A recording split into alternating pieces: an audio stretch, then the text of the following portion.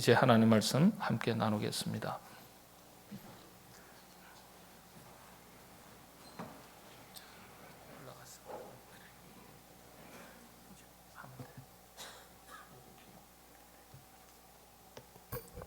하나님의 말씀입니다. 경청하십시오.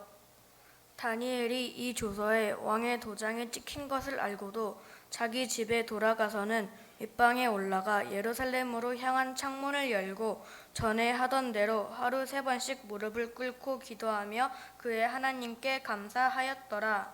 아멘.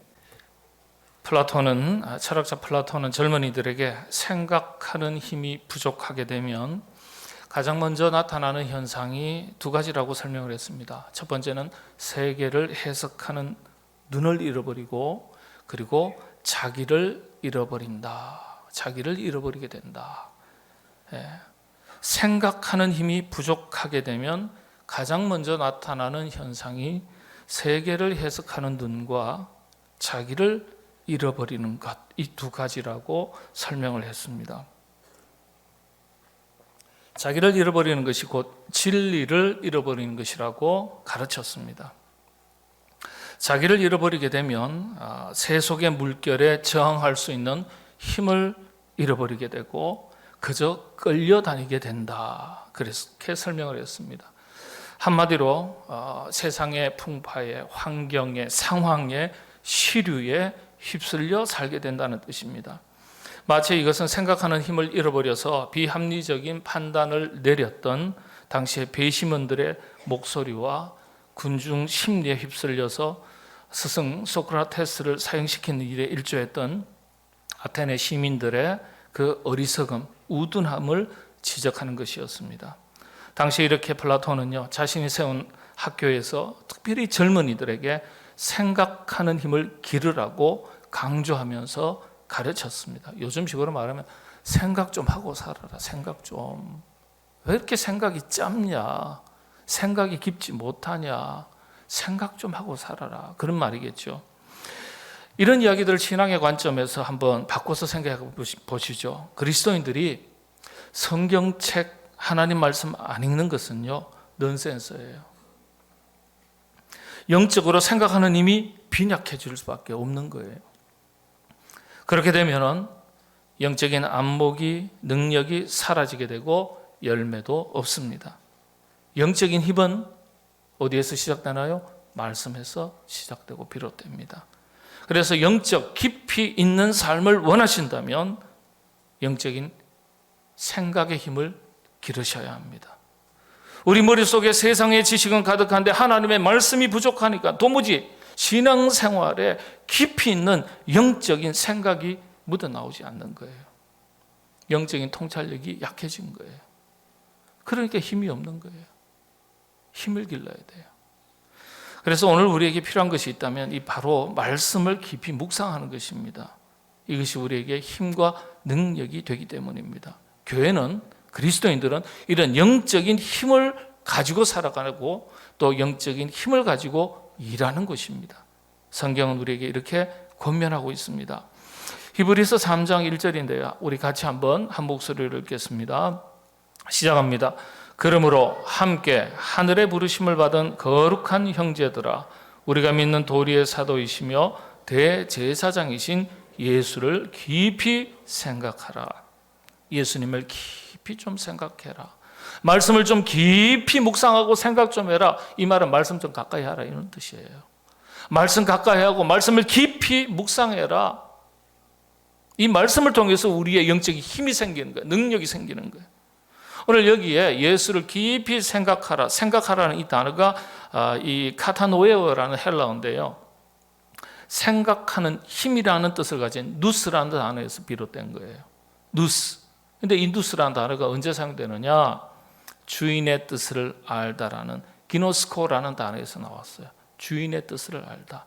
다시 말씀을 드리면 예수님을 깊이 생각하라는 이 말씀은요, 주인의 뜻을 알기 위해서 생각하는 힘을 기르라, 이런 뜻입니다.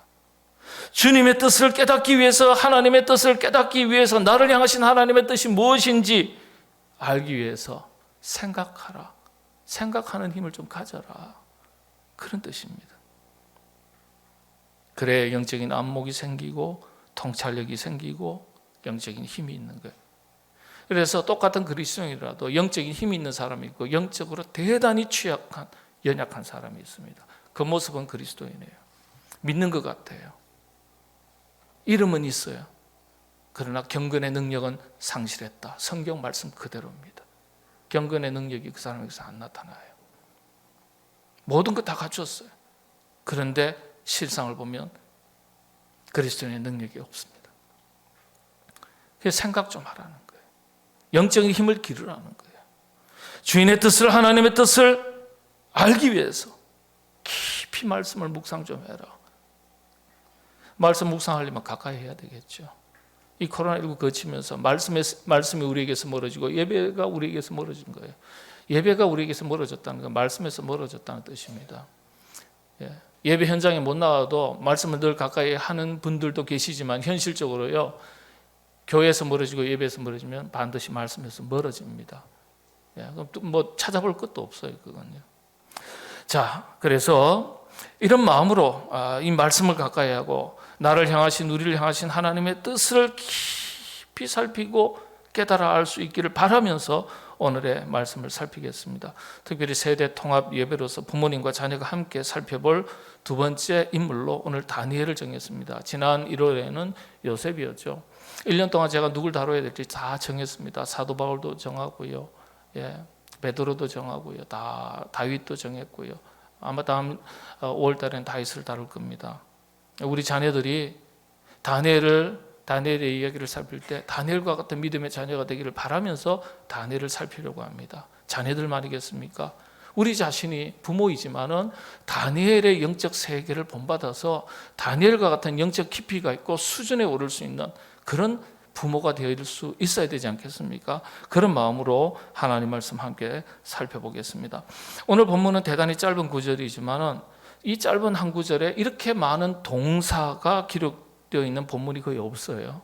아주 특별합니다. 7개의 동사가 들어가 있어요. 여러분 10절 말씀 다시 한번 살펴보겠습니다. 6장 10절인데 같이 읽겠습니다. 한번 보시죠. 다니엘이, 같이 한번 읽겠습니다. 시작합니다.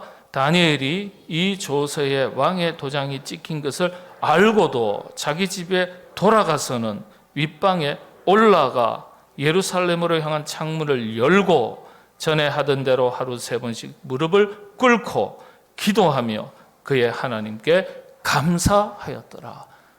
7개 단어 찾으셨어요? 제가 힘을 줘서 읽었는데 표시가 잘 안 나나요? 다시 한번 할까요? 아니요, 그래요. 빨리 지나가야죠, 그죠?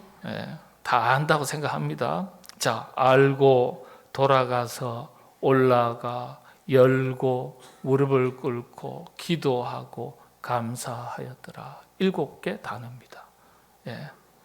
여러분 성경을 읽을 때 동사에 주목하면 본문의 뜻이 명확해집니다. 참 이해가 쉬워져요. 여러 가지 동사들이 있지만 이 중에서 특별히 네 동사는요, 반복적인 의미를 가진 다른 중요한 한 단어와 연결이 되어 있습니다. 먼저 중요한 4가지 단어를 먼저 다루겠습니다. 첫 번째, 알고, 돌아가서, 올라가, 열고, 이 4가지 단어입니다. 한번 살펴보겠습니다. 알고 그랬습니다. 뭘 알았다는 거죠? 다니엘이 뭘 알았죠? 왕의 칙령이 공포되고 시행된 것을 알았다는 뜻이에요. 무슨 칙령이죠? 왕이 정한, 자신이 섬기는 우상신을 섬기고 다른 신을 섬기는 것을 금했는데 어길 시에 처벌하겠다는 칙령입니다. 왕의 칙령이죠. 명령이죠. 당시에 왕의 명령이 곧 법입니다. 법을 어기면 왕명을 어긴 거예요. 당시에는요, 사형에 해당합니다. 다니엘은 이걸 알았어요. 알고 그랬어요. 자, 그러면 알았다면 아는 대로 행하는 것이 상식이고 순리예요. 그런데 다니엘은 왕의 뜻에 반하는 행동을 하게 됩니다. 성경은 그것을 이렇게 표현합니다. 그 다음 동사죠. 집으로 돌아갔다 그랬어요. 집으로 돌아갔다. 집으로 돌아갔다는 것은요, 왕의 뜻을 거역했다 이런 뜻입니다. 거역했어요. 그리고 그 다음 동사가 또 보면요, 윗방으로 올라갔다 그랬어요. 자신이 정한 신 이외에는 섬기지 말라는 말에 반대되는 행동이에요. 이 윗방은요, 하나님께 다니엘이 늘 기도하고 예배 드렸던 장소입니다. 하나님을 만나던 곳이에요. 이 말은 무슨 말입니까? 윗방에 올라갔다는 것은 왕을 찾은 것이 아니라 하나님을 찾으러, 하나님을 만나러 윗방에 올라간 거예요. 왕의 명령에 반대되는 행동을 한 겁니다. 왕의 칙령은요, 다니엘에게는 큰 시련이자 절체절명의 위기예요. 정치적인 생명은 물론이고 육신의 생명도 잃을지 모르는 큰 위기입니다. 개인의 위기이자 가정의 위기입니다. 이 시련과 위기 앞에 다니엘은요, 하나님을 선택하고 목숨을 걸고 하나님을 찾았습니다. 그냥 찾은 게 아니에요. 이런 다니엘이 참 멋진 사람입니다. 저는 우리 자녀들이 이런 다니엘의 모습을 본받아 오늘 이 시대에 다니엘과 같은 자녀가 될 수 있기를 바랍니다. 시련 앞에, 역경 앞에, 어려움 앞에 자신의 신앙을 절대 포기하지 않는 사람인 것을 보게 되는 거예요. 이게 우리가 다니엘을 보면서 감동하는 이유입니다. 시련 앞에서 조그마한 어려움이 닥쳐도, 환난이 닥쳐도, 위기가 닥쳐도 곧바로 신앙이 흔들리고 섬김이 흔들리고 헌신이 흔들리고 영적 기준이 무너지고 흔들리는 사람들이 의외로 많습니다. 때때로는 현실과 타협하면서 자기 합리화에 급급한 사람들이 얼마나 많은지 모릅니다. 넌 그렇지 아니에요. 우리 그리스도인들이 그럴 수 있습니다. 그런 점에서 다니엘은 영적으로 참 멋진 사람입니다. 총리 자리가 얼마나 대단한 자리입니까? 조금만 마음을 고쳐먹어도 총리직은 유지할 수 있습니다. 흔히 부귀영화를 그대로 누릴 수 있습니다. 그런데 다니엘은 신앙의 절개를 바꾸지 않았습니다. 이런 영성이 그런데 하루아침에 만들어지는 것이겠습니까? 하루아침에 만들어지나요? 아니요. 그 다음 동사를 한번 보겠습니다. 창문을 열었다 그랬어요. 창문을 열었다. 이 열다는 말의 히브리어로는요, 이 페타흐입니다. 페타흐. 원래 뜻은 새기다 이런 뜻입니다. 페타흐. 예루살렘을 향해서 창문을 열고 마음에 새겼다는 뜻이에요. 마음에 새겼다. 뭘 새겼다는 거예요? 다짐했다는 뜻이거든요. 하나님을 향해서 자신의 뜻을 다짐했다, 그런 뜻입니다. 기가 막힌 히브리어예요. 무엇을 새기고 다짐했을까요? 다니엘서 3장 18절의 말씀에 그 내용이 나옵니다. 다니엘서 3장 17절 18절 우리 같이 한번 읽어 보겠습니다. 같이 봉독하겠습니다. 시작합니다. 왕이여, 우리가 섬기는 하나님이 계시다면 능히 건져내시겠고 왕의 손에서도 건져내시리이다. 그렇게 하지 아니하실지라도 왕이여, 우리가 왕의 신들을 섬기지도 아니하고 왕이 세우신 금신상에게 절하지도 아니할 줄을 아옵소서. 다짐했다는 거예요. 뭘 다짐했다? 왕이시여, 제 마음이 이렇게 확실한 것을 알려드립니다. 이 세 친구의 고백이지만 아옵소서, 이 말 속에 다니엘과 그 세 친구들의 각오와 다짐, 마음에 새긴 것이 무엇인지 정확하게 알 수 있습니다. 아옵소서, 왕이여 아옵소서. 예다라는 단어가 우리 한글에서는 아옵소서 이렇게 번역했지만 원래 뜻은 확실하게 해둡니다, 이런 뜻이에요. 확실하게 해둡니다. 왕이여 아십시오. 자기 인식이 분명함을 가리킬 때 사용하는 단어예요. 왕이시여, 제 마음이 이렇게 확실한 것을 알려드립니다, 이런 뜻이에요. 예다, 아세요? 제 마음이 이런 겁니다. 이미 풀무불 앞에서 내렸던 자기 혈당과 고백을 다시금 확실하게 새긴 거예요. 창문을 열고 그 다락방에서 이미 죽기를 각오하면서도 자기 신앙 고백도 점검하고 이전과 같이 변치 않겠다는 다짐을 한 거예요. 성경에 기록된 한 단어 한 단어가 정말 다니엘의 영성 세계, 영적 세계의 깊이를 보여주는 멋진 단어들입니다. 참 세상이 요동쳐도, 어떤 환경의 변화가 있어도, 상황이 달라져도, 어떤 시련이 찾아와도, 위기가 찾아와도 다니엘의 20대 다니엘이 왕이시여, 20대는 아니죠. 이미 지나갔으니까요. 총리가 됐을 때, 나중에 총리가 되고 또 이 젊은 시절에 이미 10대 때죠. 왕이시여, 왕이시여. 저희들은 이미 마음이 정해져 있습니다. 예. 풀무불 앞에 던져질 때도 하나님이 우리를 구원해 주시겠지만 그리 아니하실지라도 저희들은 왕에게 절할 수 없습니다. 참 멋진 사람, 멋진 그 10대들이요. 그런데 이런 10대들이요, 다니엘만 있는 줄 아세요? 천만의 말씀이요. 일제시대의 핍박 가운데서 10대 때 14살, 17살, 18살짜리가요, 감옥에서 고문을 받으면서도 대한독립 만세 부르면서 순교했어요. 여러분 한번 오늘 인터넷 가든지 유튜브 가든지 다 찾아보세요. 유관서 10대입니다. 17살, 18살이에요. 14살짜리도 있더라고요. 17살짜리도 있더라고요. 16살짜리도 있더라고요. 그 10대들이 다니엘 나이예요. 다니엘. 풀무불에 던져졌을 때 다니엘 나이거든요. 그런데도 죽음 앞에서도, 고문 앞에서도, 칼 앞에서도 두려워하지 않고 대한독립 만세 외치다가 형장의 이슬로 사라졌습니다. 그런 자녀가 있을 수 있어요. 우리 자녀가 그런 자녀가 될 수 있기를 바랍니다. 그리고 우리 부모 세대도 우리 모두 이런 영적 깊이에 이를 수 있기를 바랍니다. 이런 다니엘의 신앙은요, 일회성이 아니었어요. 상황적인 게 아니에요.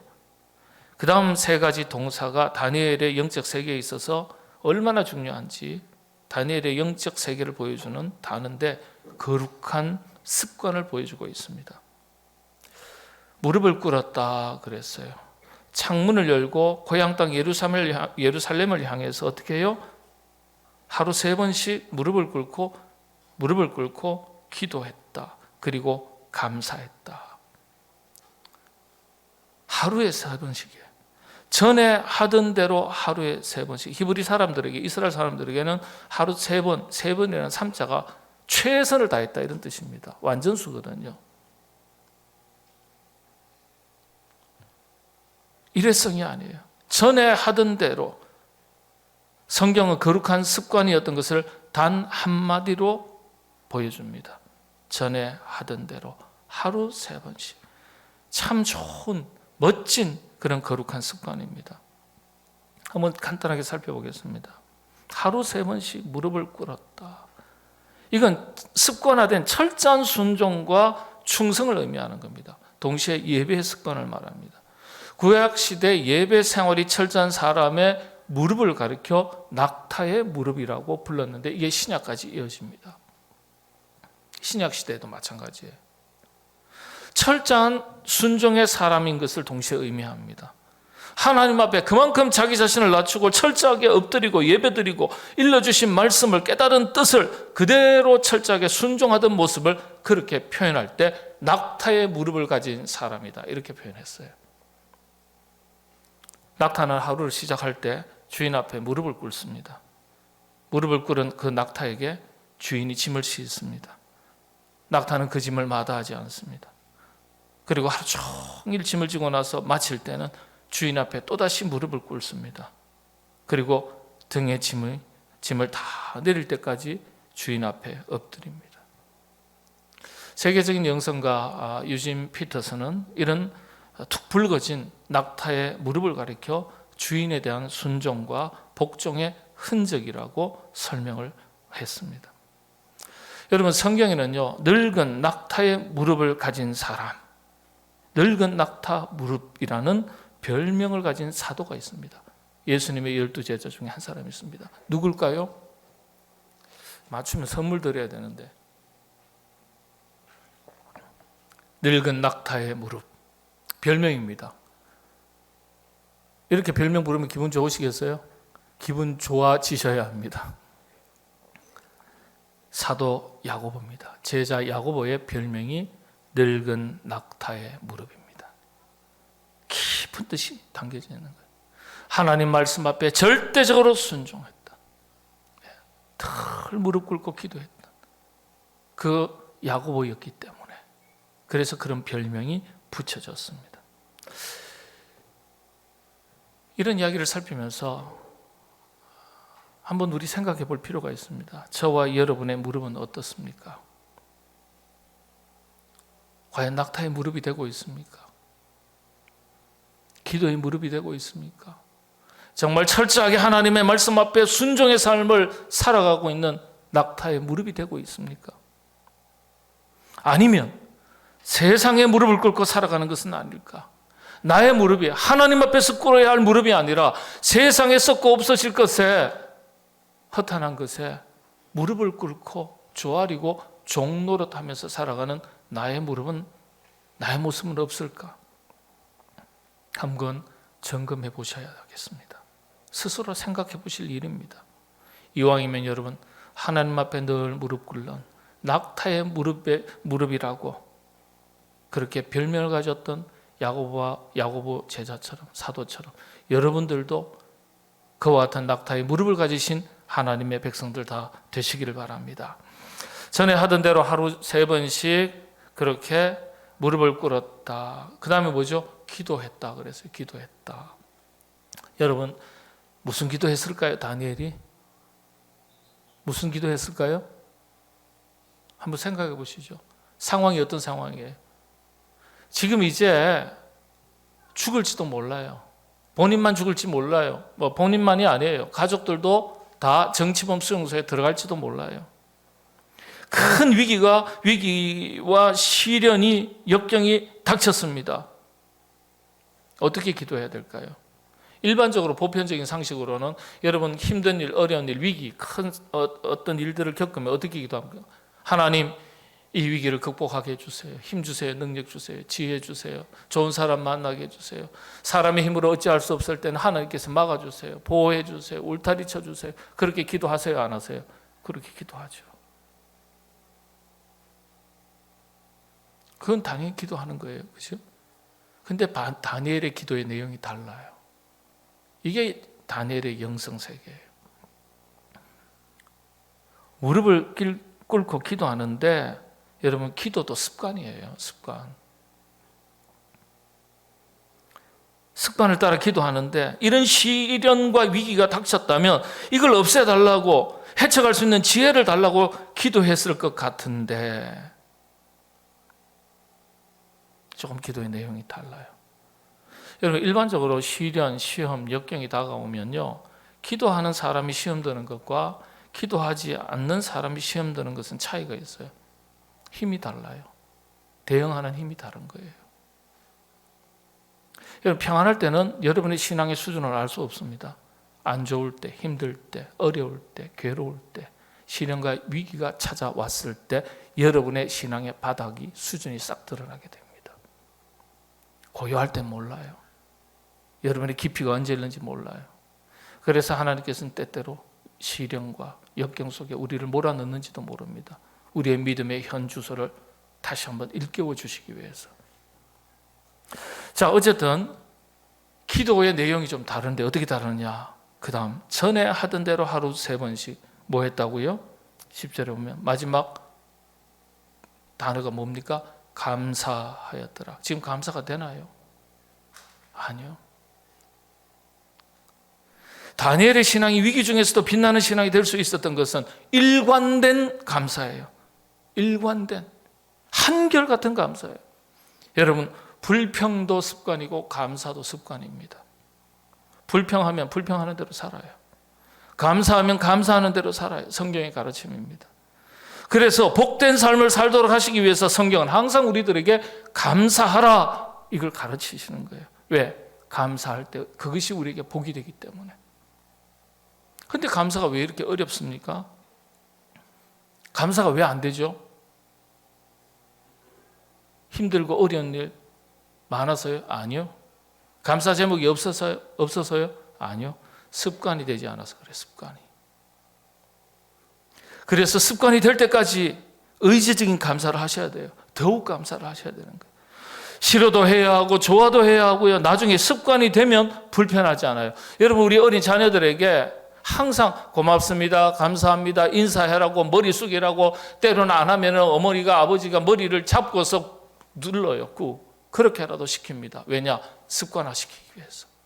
그게 그 자녀에게 복이 되기 때문에, 그게 옳은 일인 줄 알기 때문에 그렇게 시키잖아요.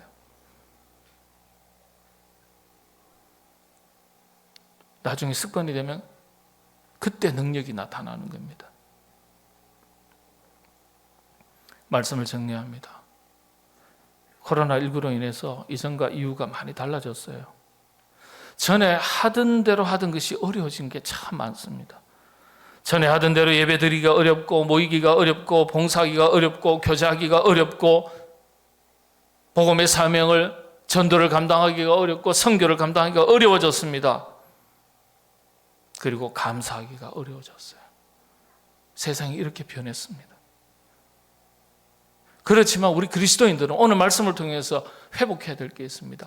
전에 하던 대로 하루에 3번씩 무릎을 꿇고 기도하고 감사하는 것. 전에 하던 대로 가장 먼저 예배를 회복해야 되는 거 아니겠습니까? 다니엘은 코로나19 못지않은 시련과 위기를 만났습니다. 왕의 칙령이 발표되기 전과 후는 완전히 달라졌어요. 그럼에도 불구하고 그 속에서도 전에 하던 대로 그대로 행했습니다. 이게 다니엘의 신앙세계입니다. 전에 하던 대로 예배 드렸어요. 그래서 예배를 못 드릴 구실을 찾지 마시고요. 예배 어떻게 했든지 예배 드릴 구실을 찾으세요. 전에 하던 대로 기도했다. 위기 앞에 주눅드는 것이 아니라 기도의 자리에서 오히려 다니엘의 믿음은 더욱더 날로 새로워졌어요. 전에 하던 대로 감사했어요. 하나님, 오늘 생을 마쳐도 감사합니다. 제 인생 족한 줄로 믿습니다. 감사합니다. 여기까지 살아온 것만 해도 하나님의 은혜입니다. 이렇게 사는 것만 해도 하나님의 은혜입니다. 이렇게 사는 사람과 아이고, 하나님은 뭐 하시나, 주무시나, 코로나19에 도피하셨나, 어디 가셨나, 이렇게 생각하는 사람하고 틀리죠. 자, 여러분, 우리 모두 다니엘이 보여준 신앙의 모습을 본받아서 예배의 위기, 공동체 교제의 위기, 복음의 사명을 감당하기 어려운 이런 위기의 시대에 모든 위기를 잘 극복하고 신앙의 새로운 지평을 열어갈 수 있는 우리의 자녀들, 그리고 저와 여러분 우리 모두 부모의 세대가 되시기를 바랍니다. 우리 자녀들이 이 시대의 제2의 다니엘이 되고, 부모이지만 우리가 다니엘의 영성세계를 배워서 이 시대의 제2의 다니엘로 살아갈 때 우리를 통해서 하나님의 나라가 확장될 줄로 믿습니다. 기도하겠습니다. 하나님, 다니엘의 얘기를 통해서 저희들이 새롭게 다짐할 수 있도록 성령님 도와주옵소서. 우리의 자녀들이 이 시대의 제2의 다니엘이 되게 하여 주옵소서. 부모님들이 이 시대의 다니엘로 살게 하여 주옵소서. 위기의 시대, 혼돈의 시대, 하나님, 이 위기를 능히 극복할 수 있는 담대한 믿음을 가진 우리의 자녀들, 우리의 부모 세대가 되게 하여 주시옵소서. 예수님의 이름으로 기도하옵나이다. 아멘.